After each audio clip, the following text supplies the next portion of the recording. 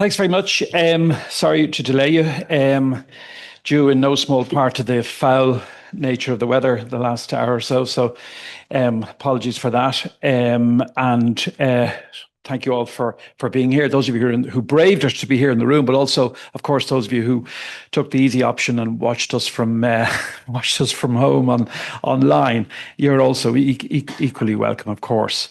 And as always, just want to note how pleased we are again to be working with Irish Aid on this series. This is one sort of latest installment in our Development Matters series, which of course is kindly sponsored by Irish Aid, and we very much appreciate your support for us, and our cooperation, I think, has been very fruitful for all of us in the series that we've done again this year. And we're really pleased to be joined today by Dr. Ammar Dwaik, Director General of the Independent Commission for Human Rights in Palestine, and by Diana Buttu, who's Commissioner of the Palestine Independent Commission for Human Rights. We're really pleased that you've taken the time to be with us this afternoon, and look forward to what you have to say and to have an engagement with you. Deirdre Malone, I think, is here from the Irish Human Rights and Equality Commission. Hi, and also Caoimhe de Barra, known well to us, Head of Strategic Engagement with the Irish Human Rights and Equality Commission, and of course, former Chief Executive of Trócaire. I want to thank them for their assistance in putting together this event. So I'm just going to start by handing over to Niall Tierney, if I may, Director of Global Programmes at Irish Aid, Special Responsibility for Palestine, who might like to make some opening remarks. Thanks very much. Thank you very much, Alex, colleagues and those online. And thanks to the IIEA team today for facilitating today's discussion, the opportunity to hear from Dr. Dwaik and Ms. Diana Buttu of the Palestinian Independent Commission for Human Rights. Now, clearly the importance of defence of human rights and human rights organisations and their ability to operate in Palestine, throughout Gaza and the West Bank is vital, and achieving a just resolution to the Israeli-Palestinian conflict continues to be a central priority for Ireland, and human rights are at the centre of that. The government welcomed the comprehensive plan to end the Gaza conflict, affirmed in Sharm el-Sheikh on the 13th of October, but the rate of progress in reversing the dire humanitarian conditions in Gaza is not close to being enough. Now, since that ceasefire came into effect more than 7 weeks ago, the people of Gaza continue to endure the most appalling conditions. Improvements in humanitarian access have not materialised to the extent set out in the comprehensive plan. And at this moment, the people of Gaza do not have enough to eat. They do not have adequate shelter for winter weather. They do not have sufficient access to medicines, and they do not have access to sanitation. The volume of aid entering Gaza is nowhere near sufficient, and Israel's highly restrictive controls continue to obstruct. Now, constraints and measures against UN agencies, especially UNRWA, international NGOs, human rights defence organisations operating in Palestine, as well as new Israeli legislation impacting human rights organisations registered in Israel, threaten to undermine response capacity where humanitarian aid provided unimpeded entry into and throughout Gaza, in line with humanitarian principles, international humanitarian law, and the ICJ's October advisory opinion. Now, whilst the greater part of the more than 101 million euros provided by the government in support to the people of Palestine since 23, a lot of that is made up of humanitarian aid and support to public services, especially education and health. Human rights, though, is a vital pillar. We continue to support human rights partners' ongoing work in defence of human rights. And we continue to press at the EU and the UN and through other multilateral mechanisms that leverage must be applied to Israel to urgently address the humanitarian catastrophe in Gaza. But the scale and suffering and abuses in Gaza cannot, though, remove our attention from the West Bank. Conditions have worsened significantly, with more than 40,000 people forcibly displaced from their homes earlier this year by Israel's longest running military operation in the West Bank in decades. Extreme levels of settler violence, accelerated illegal settlement, and Israel's withholding of revenue from the Palestinian Authority. Much remains to be clarified in terms of the structures which are being constituted under the comprehensive plan, and human rights actors are vital to these processes to ensure that there is accountability and the ongoing defence of human rights. And we're fortunate to have the Director General, Dr. Ammar Dwaik, and the Commissioner, Ms. Diana Buttu, of the Palestinian Independent Commission of Human Rights with us today to confront us with the realities and the challenges of their work on the ground and the importance of their efforts. So thank you very much.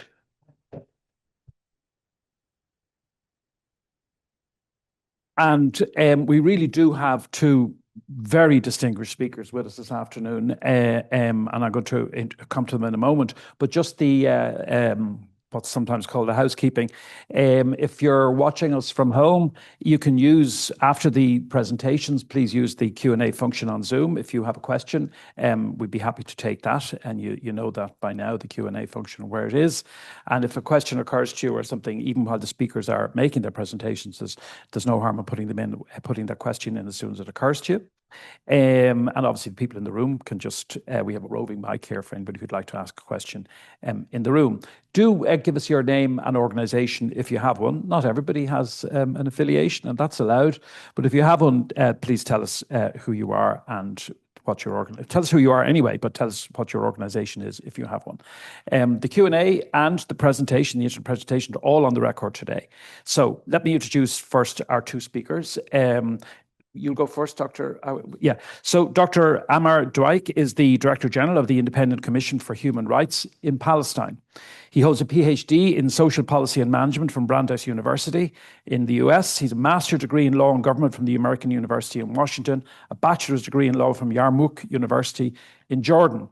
And between 2004 and 2006, he served as the executive director of the Palestinian Central Elections Commission, where he oversaw the administration of the 2005 presidential elections and the 2006 legislative elections. So we're really pleased to have you this afternoon, and please, the floor is yours.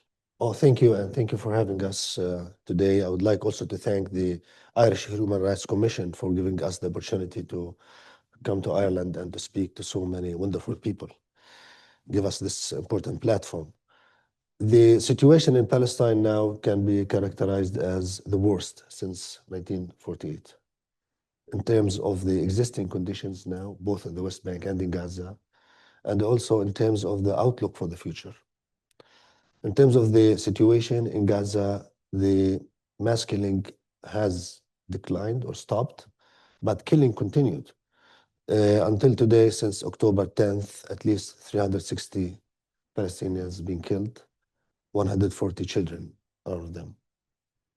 The Israeli authorities are trying to perpetuate the results of the genocide, to keep the reality as it is and to prevent Palestinians from going back to the abnormal situation that was before October 7th. So even going to the situation that was already bad. I just remind you that before October 7th, Gaza was characterized as being unlivable and also was characterized as the highest density of population in the world. Now, after the genocide, the Gaza has shrinked. The Israelis now control fully 52% of Gaza, completely leveled, completely depopulated. And all Palestinians live in only 48%, which means that the density of population raised or doubled from 6,000 per square kilometer to 13,000, which is unprecedented in human history. Sorry. Now with the UN resolution, the situation are completely uncertain. There's lots of ambiguities in this resolution, and we are concerned that these ambiguities will be interpreted by the power on the ground, which is Israel, and will direct the implementation of this resolution into their own agenda, which is depopulating Gaza. And we have started to see some indicators for that. For example, a couple of days ago, Israel announced that they will open the only crossing for Gazans to the outside world, which is Rafah, only for those who want to leave Gaza, without allowing anybody to come back to Gaza. So this is like the scheme that has always been to depopulate Gaza and the Palestinians in general and push them to leave. The situation in the West Bank is not that much better. We are witnessing a scheme of demographic re-engineering. 50,000 Palestinians since October 7th have been displaced in the West Bank. This is the highest number of displacement to take place since 1967 in the West Bank. 2 refugee camps have been completely leveled and destroyed and depopulated, Jenin and Tulkarem. All of their residents have been displaced. And also all communities, like particularly Bedouin and agrarian communities living in the Area C in the West Bank have been driven out of their land, particularly through settlers' violence. If you look at the Palestinian Authority, the future of the Palestinian Authority is at stake. The financial situation of the Palestinian Authority is very dire, and you can say that it is at the brink of possible collapse. And the reason for that is that Israel withholds a substantial amount of the Palestinian taxes that Israel collects on behalf of the Palestinians. According to the Oslo Agreement, they collect all the tariffs because they control the crossings. They collect the tariffs on behalf of the Palestinian Authority, and then they are supposed to transfer these tariffs to the Palestinians, and they can deduct 2% as like fees for managing this process. The Israelis now withhold almost 70% of the Palestinian tariffs, like roughly 500 million shekels every month. And they transfer only 30% of that to the Palestinian Authority. For the fourth year in a row, the Palestinian Authority is unable to pay full salaries to its employees. The last salary that was paid to PA employees was in August, and it was partial salary, 60%. The implication for this is far-reaching and detrimental on human rights. Public schools, which is like 90% of Palestinians, they go to public schools, they are not functioning like properly. Teachers, they show up only for 3 days, and sometimes they don't show up. So there is a process of uneducating Palestinians. And this is very alarming because this will have far-reaching effects for generations. Also, if you go to the health sector, which is run by also the government, the health sector is facing enormous challenges, like 700 items of chronic diseases, medications are missing. So people who depend on the public health sector, they don't find medication, and either they have to buy it from the market, from their own pocket, which is very expensive usually, or they just have to face the consequences of not getting the medication. The Palestinian Authority, which is doing its best for its discreditation among Palestinians and for its delegitimization among Palestinians, is doing its best to prevent any attacks against Israelis in the West Bank.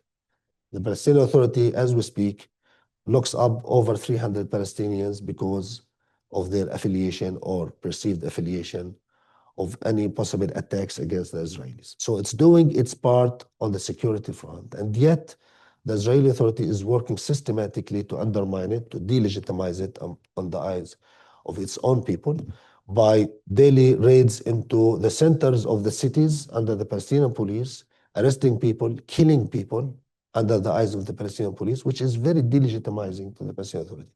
Also, the Palestinian Authority has been completely excluded from Gaza post-war arrangements. It was only given a role if it goes through a process of reform, without knowing what exactly reforms mean. And the list of requests from the PA keeps going longer and longer. The more they do, the more they get requests. And some of these reforms, actually, they are not reforms, like reforming the Palestinian curriculum. Okay, this is a very controversial issue, and it's also delegitimizing to the Palestinian Authority. So in a nutshell, I can say that the situation in Palestine is very difficult, very challenging, and it's open for even further deterioration unless the world comes together and stop this massacres and this bleak situation. And I think Ireland can play a central role in this regard.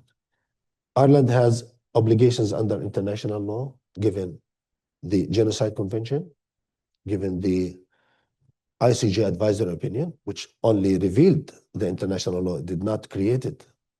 It just showed it. And also under the recognition, but Ireland, with all appreciation, this is highly appreciated by the Palestinian people, recognize the state of Palestine. But recognition for us is the beginning, not the end. And it shall not be a substitution for accountability. And also, recognition comes with also political and legal implications. If you recognize a state, that means you recognize its legal personality and its territorial integrity. And you should not do anything that infringe on these issues. And finally, we expect from Ireland more than we expect from any other country, mainly because of our shared experiences. I'll give you an example. As we speak, over 3,000 Palestinians are held in Israeli prisons under the so-called administrative detention. Administrative detention means that they can be put in jail without trial, without a lawyer, without seeing any charges. The Israelis justify this draconian process under the British mandate emergency regulation, which the British authorities introduced in Palestine in 1936 to crush the Palestinian revolution against the British authorities. And if you look at these emergency regulations, they were applied against Irish people. So the origins of this oppression comes from the experience here in Ireland. It was exported to Palestine, and the Israelis, they inherited it and they're applying it to Palestinians. So we expect a lot from you. Thank you. Thank you very much.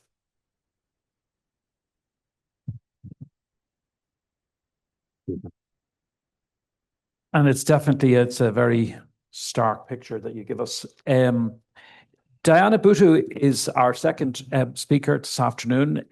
She's commissioner at the Palestinian Independent Commission for Human Rights. She's a Palestinian lawyer with a bachelor's degree in Middle Eastern and Islamic Studies and a master's from the University of Toronto, PhD from Queen's University Faculty of Law, and an MBA from Kellogg School of Management at Northwestern. She previously served as a legal advisor to the Palestine Liberation Organization, part of the team that brought the issue of the Israeli wall before the International Court of Justice. And Ms. Buttu is a regular commentator on Palestinian affairs in international media outlets. You're very welcome, and the floor is yours. Thank you very much. It's really wonderful to be with you today. And I also want to thank IREC for inviting us to be with you in Dublin. And I want to thank the people of Ireland, because this has been the warmest welcome that we've ever received. It's been a heartfelt welcome. It's been a welcome of solidarity, and that especially at this point in time, after witnessing 2 years of genocide, is exactly what we needed, because it's been such a lonely experience over the course of the past 2 years. I want to pick up from where Dr. Ammar ended and talk a little bit about both my experience, but also international obligations. You know, went back from the period of 2000 to 2005, I was working on what people called the peace process, which was there was no peace and there was no process at the time. And one of the things that I kept hearing over and over and over again during those years was the idea that everything could somehow be undone through the two-state solution. So I remember driving and taking diplomats and politicians and you name it throughout the West Bank and showing them the growing number of settlements and the pop-up of settlers. And they would always say to me, oh, but don't worry, that'll be undone with the two-state solution. And when the Israeli wall, this 8-meter high cement wall was erected, it was the same response. Don't worry, it'll all be undone with this two-state solution, this magical two-state solution. And their point was that they ignored all of the harm that Israel was doing and had done to Palestinians. And so here we are now, 2 years after the worst of human history, right? The worst of human behavior, which is genocide. And we're seeing the exact same response coming out from the world, which is on the one hand, we're hearing, oh, we recognize you as a state, And that is replacing the 2 years of harm, very real harm, that has been exacted against Palestinians. So, instead of taking action against Israel, it's like, oh, well, now that 2 years of harm can be replaced because we've now recognized you as a state. And at the same time, we're seeing that this Trump plan, it's actually an Israeli plan that's been rebranded as a Trump plan, in the form of UN Security Council Resolution 2308, is also somehow taking the same shape as, oh, don't worry about the past 2 years. Now, you're on a path where you can just ignore the past 2 years, but now you have this great UN resolution. And this is precisely what my fear is that all of this harm has been normalized. Genocide's been normalized. Harm against Palestinians has been normalized. And that's precisely what we don't want. And that is not the lesson that should be learned from these past 2 years of genocide. So let me first talk about Gaza and UN Resolution 2308. If you look back in history, Israel has never abided by a single UN resolution, not a single one, and it has never abided by a single agreement, not a single one. You can go back in history and check this.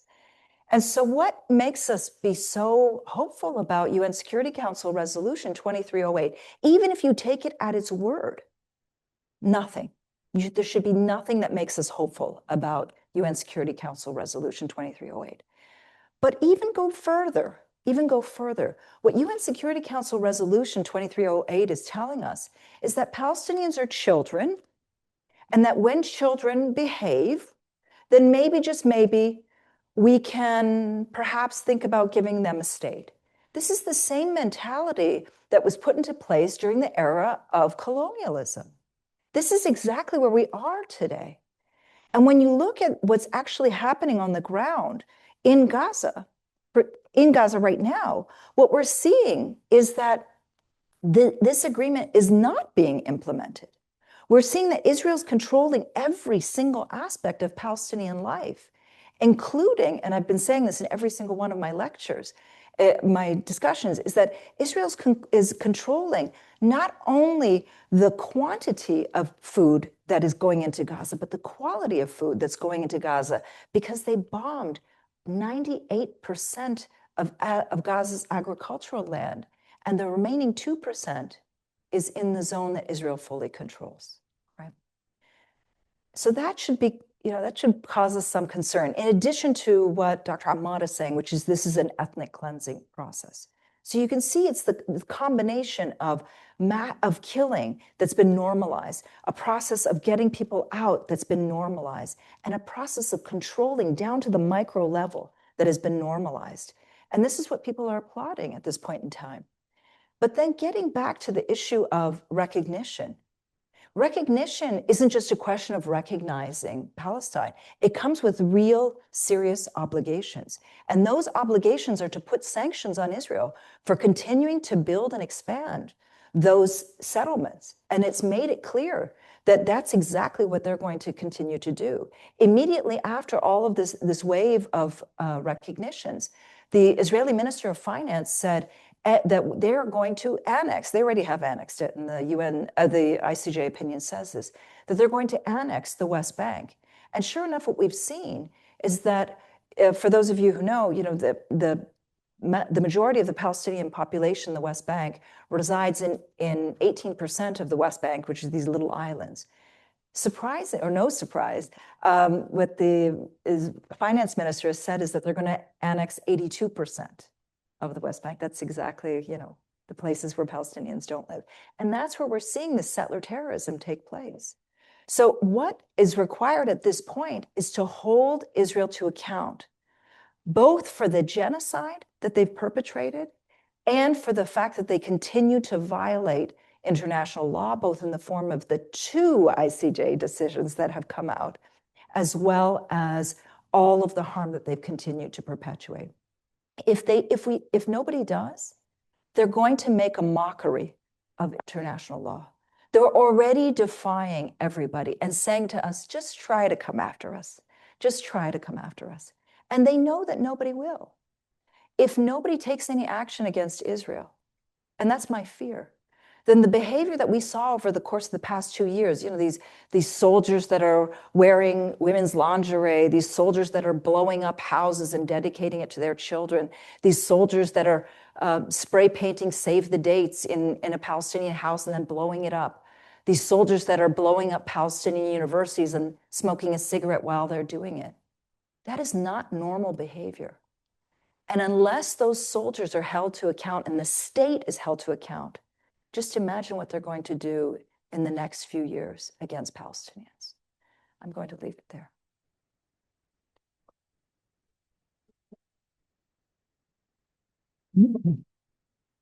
So there's so much that, I mean, certainly that occurs to me that I'd like to ask you both about. And obviously we'll welcome questions from people who are here and people who are online. But I wonder, Diana, could I ask you, because I was very struck by what you said at the outset about this kind of sense that states that that are prepared to recognize, come forward on the recognition point, that's almost kind of serving as a sort of an alibi for not doing anything else, or not doing enough additional to the recognition simpliciter, as it were. And I'm not sure if that point has been made particularly strongly, as you make it very compellingly. Like, what have you, as you think that through? I mean, obviously Ireland has a position that other countries seem to have come close, but hadn't arrived there. How is that playing into the public discourse internationally for you and for Palestinians, in the sense that, does the demand need to be something more than recognition? Or how does, because obviously a demand for recognition, or a request or demand for recognition, has the advantage of being clear cut. So it brings with it the risk that if people do it, that then nothing else happens. But I'm just wondering, how does it affect how you approach this broader debate now internationally, and what you say to countries and to peoples in different countries? The reason that in 2011, the Palestinian Authority embarked on this campaign of recognition. Yeah. And the reason that they wanted to push for recognition was because they wanted the benefits of recognition, which was to say, this means that you now have to act and do something. Now, states can act without recognition, by the way. The same things that the states can do with recognition, they can do without recognition. But their thinking was, well, now we're going to push the envelope and say, well, now that you've recognized us, that means that you have to recognize, as Dr. Ammar was saying, the territorial integrity. You can't recognize a country that looks like Swiss cheese.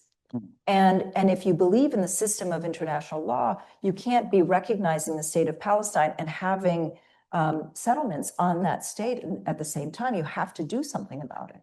So this has been a push since 2011.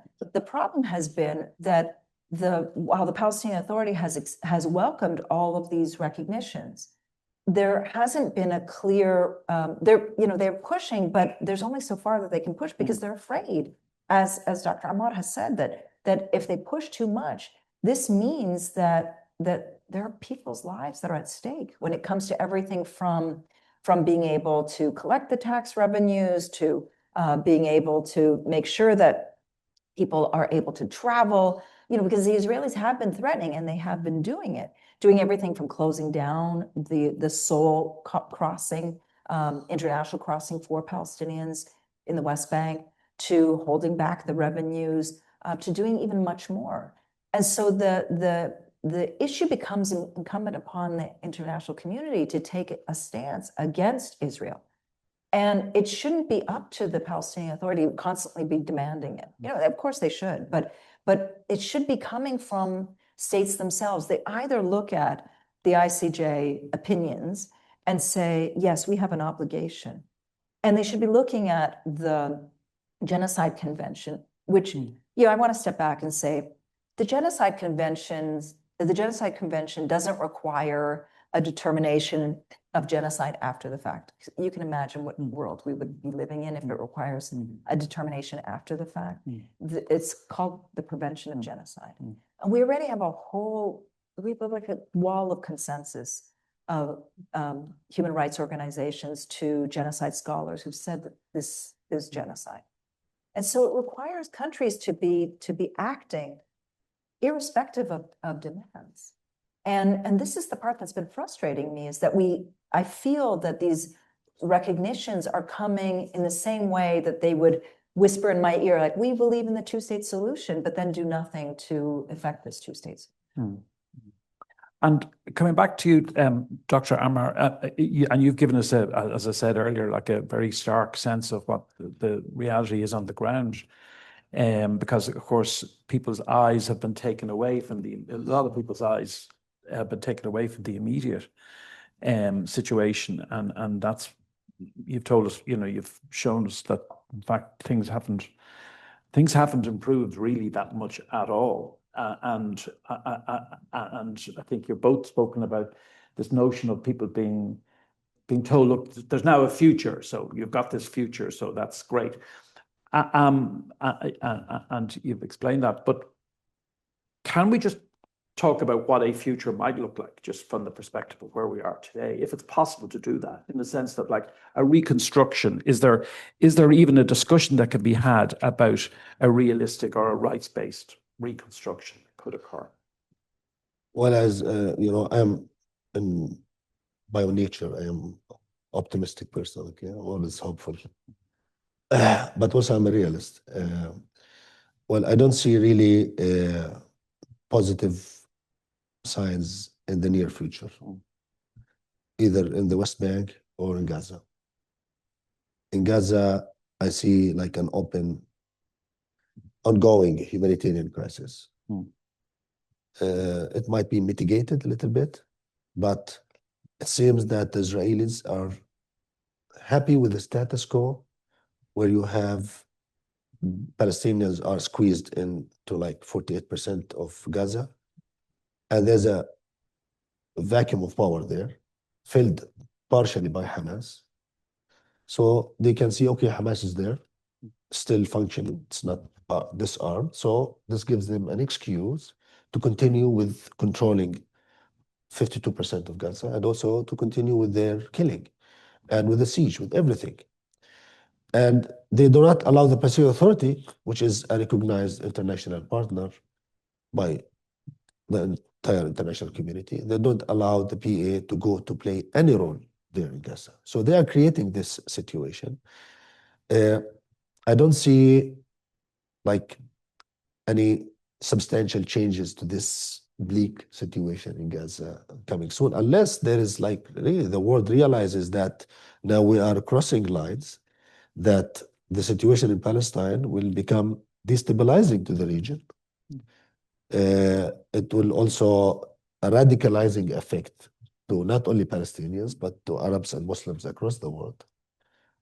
And therefore, they need to take serious actions to change the behavior of the Israelis.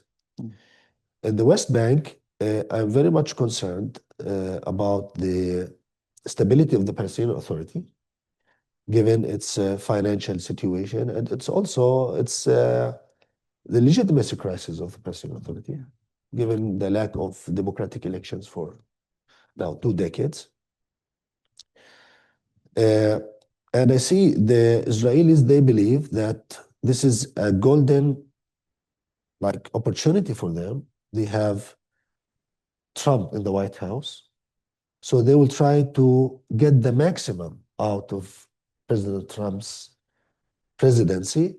So I don't expect from here until the end of the presidency of Trump really something good for the Palestinians. I expect the worst. Now, the priority for Palestinians like living in the West Bank is to stay.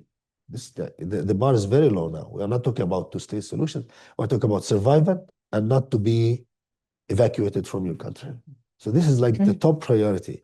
That's why the Palestinian Authority welcomed the resolution, thinking that this resolution would stop the war and stop the possibility of depopulation of Gaza. It has not stopped the killing, and the depopulation process will continue but maybe in a slower pace, but the risk is still there. Unfortunately, there's nothing really very optimistic to share with you, except the fact that Palestinians are still there. The Israelis, they can do whatever they want, but at the end of the day, 7 million Palestinians live from the river to the sea. the same number as the Israeli Jews living from the river to the sea. They can do whatever they want, but they cannot overlook this fact. At the end of the day, they need to find a way for coexistence, and the only way is to respect human rights and dignity for all human beings living in this area. Okay, I have a number of questions in online. Can I just see who'd like to ask a question in the room? So just go to a couple of questions that we've had in. Berta Quinanero just asked an interesting question. In terms of individual action and based on your own experience, what are your thoughts on the international presence in the West Bank? People who go there as witnesses. And I've certainly come across Irish people who've gone there, for periods. International organizations as well, sending, people there, I think going back for 20 years. And you hear reports over the years that their sort of, as it were, protective presence, if we can use that word, has been effective. And I don't know. And Berta is asking that as well, wondering what your perspective is on the value of international observers spending like 3-month periods, for example, in the West Bank. Do you have a view about that? You want to answer? Oh, yeah. Yeah. In the current situation as well. Some of the best activists that we've seen have been from Ireland. And it's both because of this deep solidarity, but also because of commitment, of understanding, and because they're not willing to back down. Let me explain a little bit better. There are in the West Bank, there are certain places that Palestinians cannot go. Actually, the vast majority of the West Bank is off limits to Palestinians. And this is primarily where Palestinian agricultural lands are. And it's also the places that these communities that are under real threat of extinction are located. In fact, there are 13 communities that have been wiped off the map over the course of the past 2 years. And it's for those communities that haven't been wiped off the map yet, it's the presence of internationals that has saved them. For example, in certain places like Masafri Yatta, there was an entire film that was made on this one community. And it's a large community, but it was one film, it won an Oscar, no other land. And despite winning an Oscar, it hasn't saved the community, but it certainly has brought in some activists. Now, it's the combination of the resilience of the people of those communities, but also the presence of internationals who've come that has, it's the dual, combination. And the reason that those things combined is because the people who are coming, internationals, the Israelis are used to killing Palestinians, but when they shoot at an international, they think that it comes with a little bit of weight. And so this has been very, very, a very positive thing. Yeah. There are loads of questions coming in online, but I'll go to Nolene Blackwell, who's here in the room. And if anybody else would like to ask a question here, please indicate. But we've as I said, we've plenty coming in online as well. Yeah. Thank you very much indeed. And thank you for those very powerful interventions.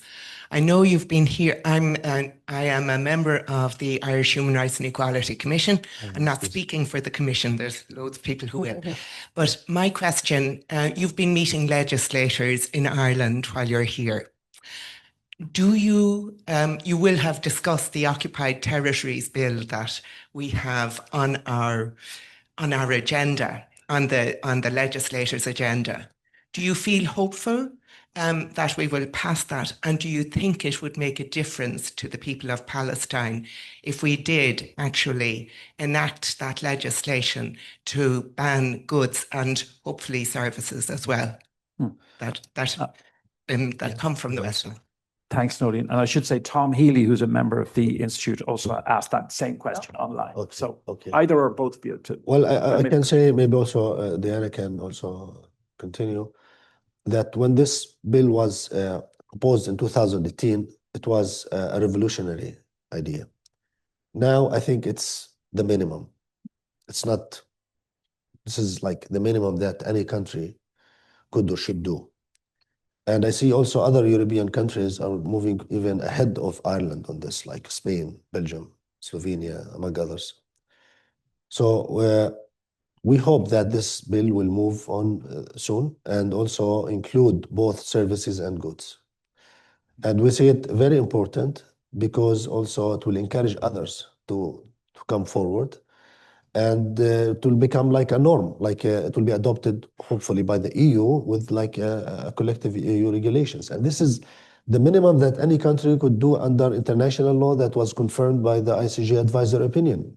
If you under the advisory opinion, states have positive and negative or passive obligation. The passive obligation, you do not recognize the occupation, but the positive obligation on all states, even if they don't recognize Palestine, is to take steps, concrete steps, to make sure that you are not supporting the occupation. And this is the minimum that any country could do. I don't know about the Irish politics, about the likelihood of this bill to be passed, but I think we expect all to keep pushing for it. There are two questions here that are similar, and I might go to, I'll take the two of them together. I might go to you, Dan, if that's okay. Sulaina Maitra, who's a lecturer in humanitarian action, UCD, thanks you both for your presentations, and is asking what reform is required in international law so that the world can no longer say that those people don't matter when it comes to human rights ever again. And Anna McEvely, who's a young professionals network here in the IIEA, asks, given Israel's persistent disregard for international law, do you think the existing international legal framework possesses the capacity to genuinely hold Israel accountable, or are we witnessing the exposure of a fundamental limitation within the system itself? So those kind of two really go together. Okay. Both really excellent questions. And okay, on the first question, in terms of international humanitarian law, I think the main problem has been that the international humanitarian actors have been pitted against one another. And there hasn't been enough international state support for these humanitarian actors. And I'll give you some examples. So as it stands right now in Gaza, trying to get, for example, food in, because Israel has because Israel has passed legislation against UNRWA, it has made it virtually impossible for UNRWA to work. And yet UNRWA has been one of the main lifelines to get food into Gaza and to distribute that food. So instead, you have these organizations that are working, they're trying to work with one another, but no, there is no country that is pushing to make sure that these agencies are able to get food in. And so instead, you have different competing agencies and nobody who's stepping back and saying, let's make sure that that these aid agencies are able to work. And this has been, it's been such a disaster looking at it from bird's eye view. For example, right now, the Israelis have not allowed in tents. And, it's raining here, it's raining in Palestine as well. They haven't allowed in clothing. They haven't allowed in blankets. They're allowing in junk food. They're allowing in cell phones. And so they're allowing in commercial goods, but they're not allowing in the humanitarian stuff. So the question becomes among which aid stuff goes in and to which agency. And that's effectively pitting them against one another. And no country is coming forward and saying, stop. We have to demand from Israel that trucks be allowed in. And then the real question is, why is Israel the one that gets to decide what goes in and out in the first place? I mean, this is the fundamental question to begin with. So that's one main issue. The second issue is on the issue of prisoners. There are now over 10,000 Palestinian prisoners that are being held in Israeli jails. These are from the West Bank only. Half of them half of them. 30% of them are being held under administrative detention, as Dr. Ammar mentioned, being held without charge, without trial. Another 20% have not faced any trial. They've been charged, but no trial. That means 50% of them have not been convicted of anything. And at the same time, the Israelis are not allowing in the ICRC into these prisons to see what conditions they're under. We know what conditions they're being held under because we've heard it from other people who've been released. And yet, again, nobody's pushing for the ICRC to be able to go in. We also know that there are roughly 1,000 Palestinians that are, they're actually Palestinian hostages that the Israelis picked up from Gaza in November 2023 onward, that are being held again without charge, without trial, under what they call unlawful combatants. And we don't know how many there are because the Israelis have not been giving us these numbers. And again, being held in conditions that we know are horrific. And we know they're horrific because from the people who were released, they told us the way they were being treated. They're being starved, they're being tortured. And some of the people who were released included a 71-year-old woman who was abducted while she had an IV in a hospital. Another one who was abducted was a double amputee. Another one was a child who is autistic, who can't communicate. And again, the ICRC is not allowed in there. We know that there's an underground secret prison that nobody's been allowed to visit, with the exception of a couple of lawyers. Yes. And so this is something that, again, the international community needs to be pushing to come in. As for the question of international law and the efficacy of it, it's certainly a challenge to the system of international law. Enforcement has always been a problem when it comes to international law. But this is such a glaring example of whether international law is going to survive or whether it's not going to survive. And it's certainly challenging every aspect of the system. When you have cases that are coming out of the ICJ, and both when it comes to provisional measures on genocide and the ICJ rulings that are, advisory opinions, and we don't see any measures, everything from arms embargoes that should be taking place to the Occupied Territories Bill, to all of this, we're really seeing that this is certainly a challenge to the system of international law as we know it. The laws as the laws are correct, but it's on the enforcement level, we are really. Can I add something to this question first? Yes, the war on Gaza exposed the efficacy of international law. And if you look at the Pact for the Future, like it's an important UN document of September 2024, it very much addresses all the loopholes that appeared during the genocide, like the lack of humanitarian ability to enter Gaza, like lack of enforcement of ICJ opinions or decisions. Also the governance of the Security Council, that one state can hijack the entire process. So there is a document that I encourage every country to adopt it, because it talks about reforming the world governance. Second, despite the inefficacy of these institutions that we have seen so blatantly in Gaza, these institutions are now under attack.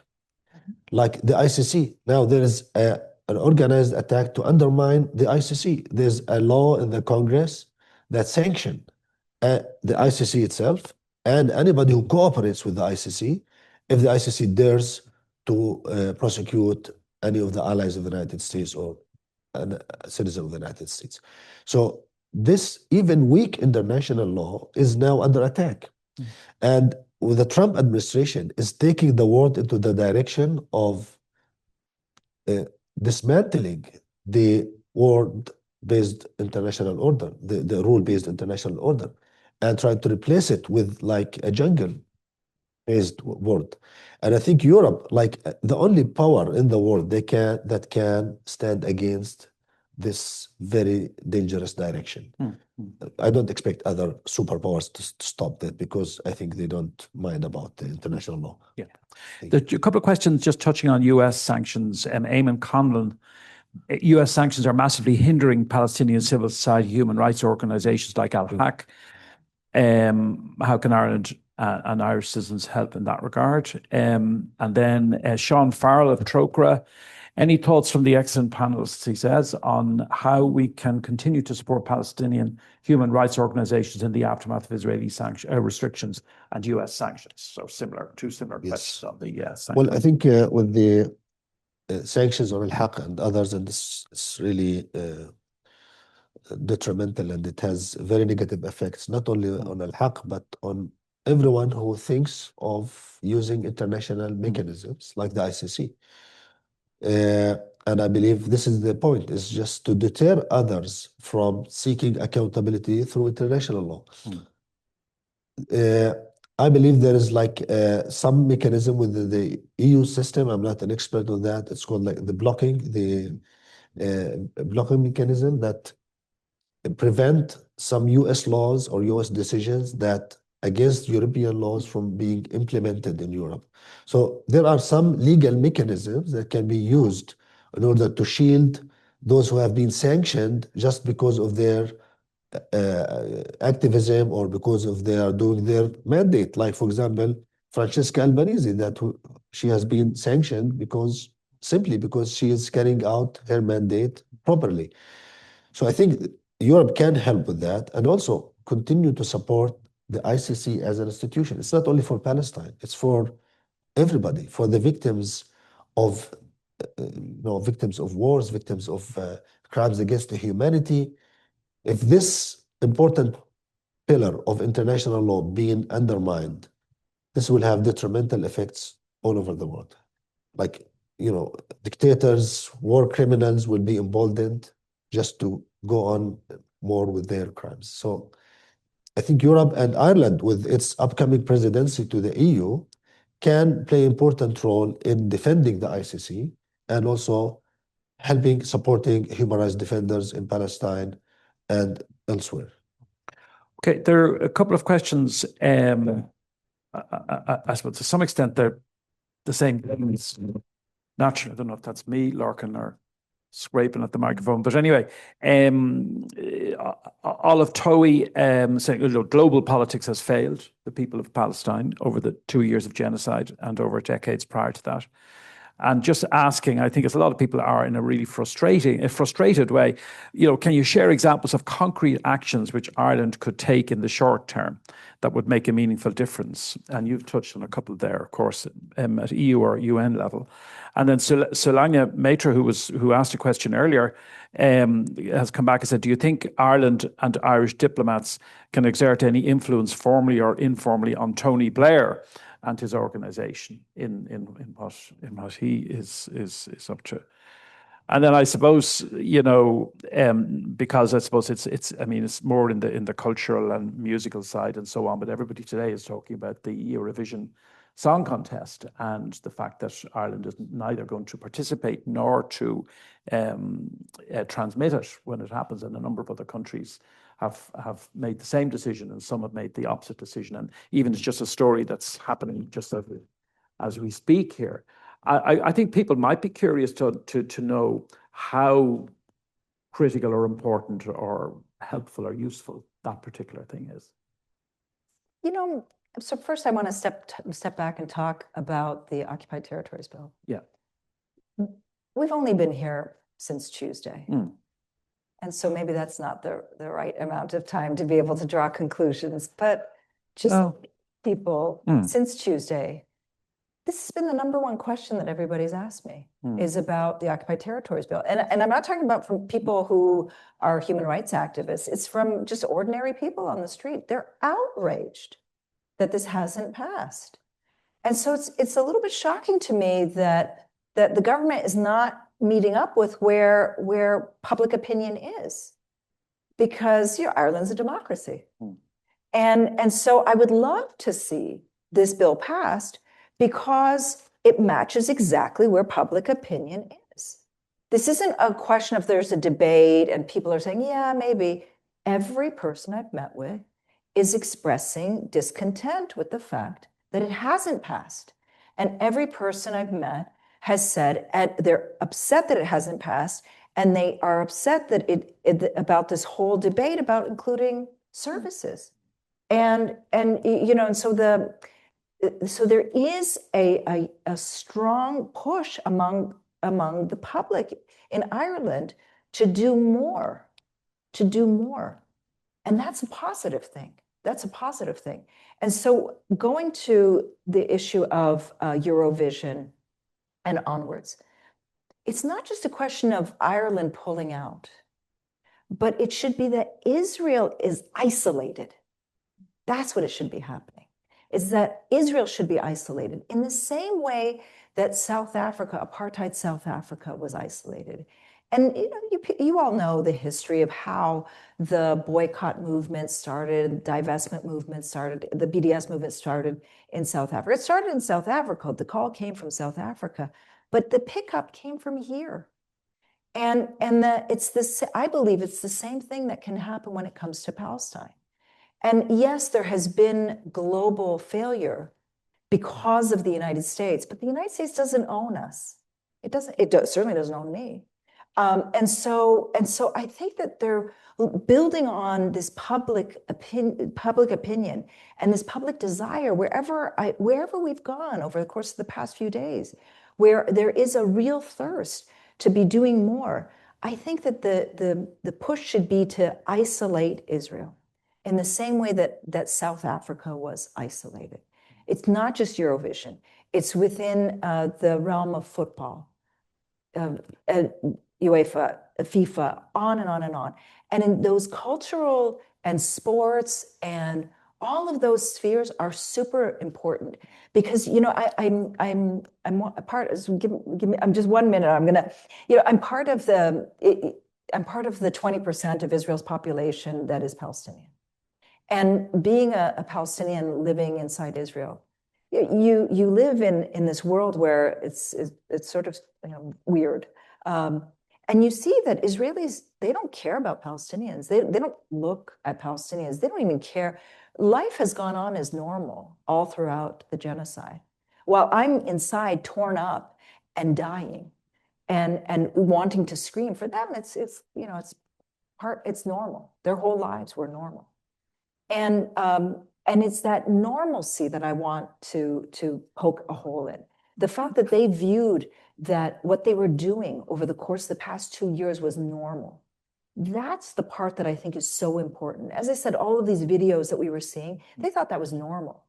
And I think that we as a global community have to get Israelis to see that this constant dehumanization of Palestinians is not normal. We have to get them to see that carrying out genocide is not normal.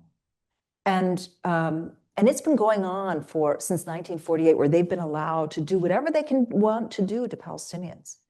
Since 1948, that's not normal.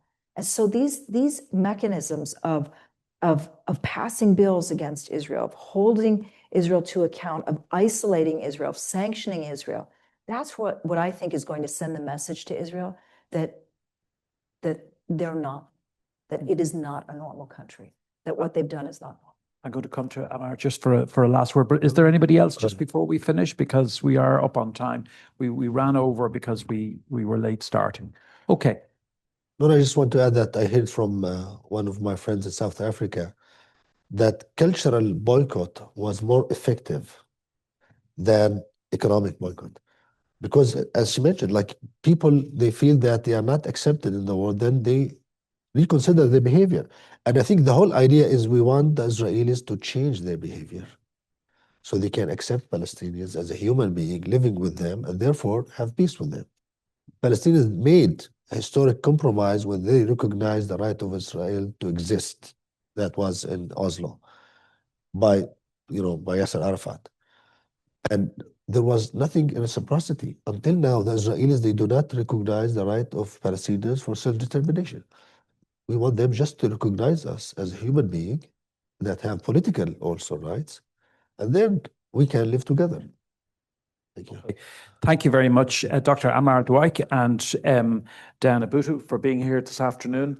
Maybe I'm over apologizing, but sorry we were late starting. I'll just say one more time, especially for people online, actually, even more so, because when you're sitting online just looking at your laptop, you're wondering, is this thing going to start or what's going on? So sorry about that. But anyway, a lot of people stuck with us. We've some really interesting questions and observations from our online audience. Thank you also to you for being here. Thanks to IREC. Thanks in particular to Irish Aid, as always, for the support for this series. And once again, please show your appreciation for our two guests.